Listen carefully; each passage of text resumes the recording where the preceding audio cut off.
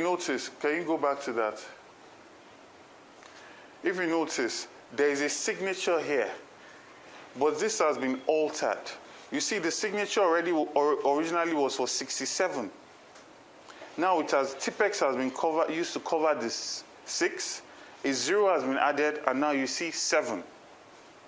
You look at the APC, originally it was 20.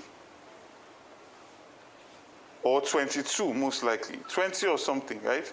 And then now you see the Tipex here, a 1 has been added, and now it's 120. So the signatures are there, but these results have been tampered with and then uploaded. And there's so many instances of this. And then also you find that a lot of results are being called as results, authentic results, are being called as authentic results, but you see that they are state assembly results or presidential results. Like for instance, this is the state assembly result, but it's being submitted as the governorship result. And it is this result that is being calculated and announced by INEC.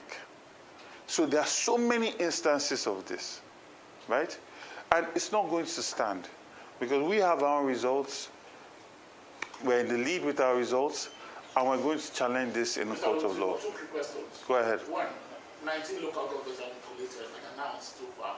The two are outstanding. You won in a board of him. The incumbent has won 18 local governments. I've seen their situation that you're building already. The next call would be for you to make the call.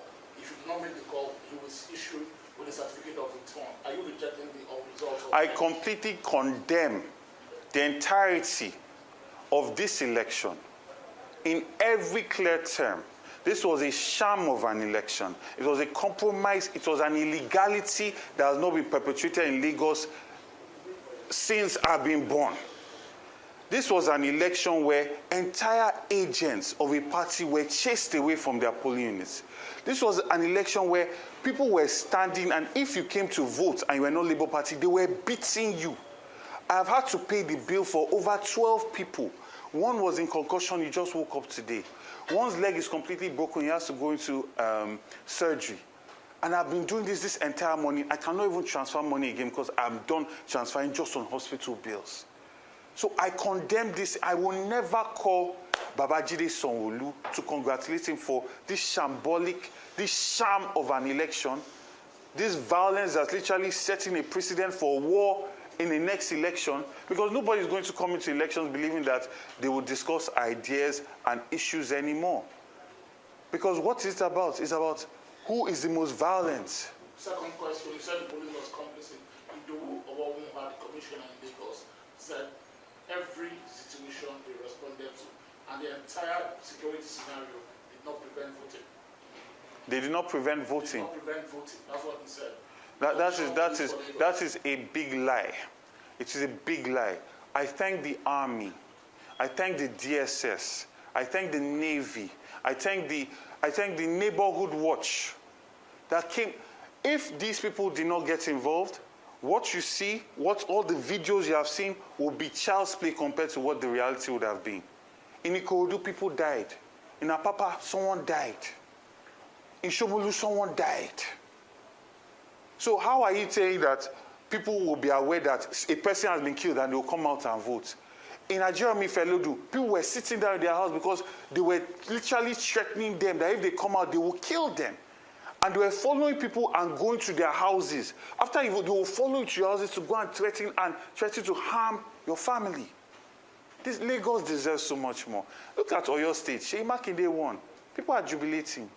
He did not have to use any violence. He did not have to use any intimidation. When you serve your people will return you to office. We should not be seeing videos of so much violence statewide. And you're saying that you're dancing and celebrating you won an election. You plan to govern these same people? Even Yoruba people were being assaulted because they apparently looked Igbo. This is what Lagos has become under the APC government. So this cannot carry on. And I call on every well-meaning Lagosian and Nigerian, we must stand against this. Because, see, there's a saying that when they came for the Jews, you kept quiet. They came for the Muslims, you kept quiet. Eventually, when they come for you, everybody will be quiet. So we must stand against all of this because real lives are at stake here. Real businesses, people's live streams are at stake. And we are going to do our part, make sure we collate all the data, go to court to fight for the people's mandate, but the people themselves must stand up against this ethnic violent tribalism that the APC government is trying to normalize in our state. Because this has started all the way from NSAS, where they made us to believe that violence did not happen till today now. And then you have a commissioner of police saying this is a free and fair election. So are you saying that your team has its own records of these results? Yes, we have collated all the results as much as we could, because there are places where they chased all our agents out. There are places where they burnt results in Ojo. Several places where we'll be calling for cancellation of those results and a rerun. There are places where our ballots were thrown into the gutter. We dried those ballots. We counted it. We've kept records. So essentially, are you going to call for cancellation of we are calling for several cancellations where violence was the order of the day, because elections did not happen there. And the international community is watching, and they also know that elections did not happen in these places.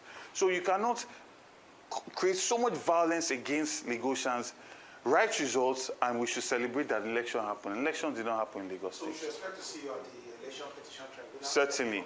My legal team is already on it. We are here compiling our results, and we are going to fight, like I said, because the people that came out to vote did so with so much courage. They came to vote in hope. We were not incentivizing them with money. Despite all the traditional institutions to try and scare them with the Oro Festival, they still came out with courage. So we owe it to them to fight for every single vote, and we are going to do just that. So thank you.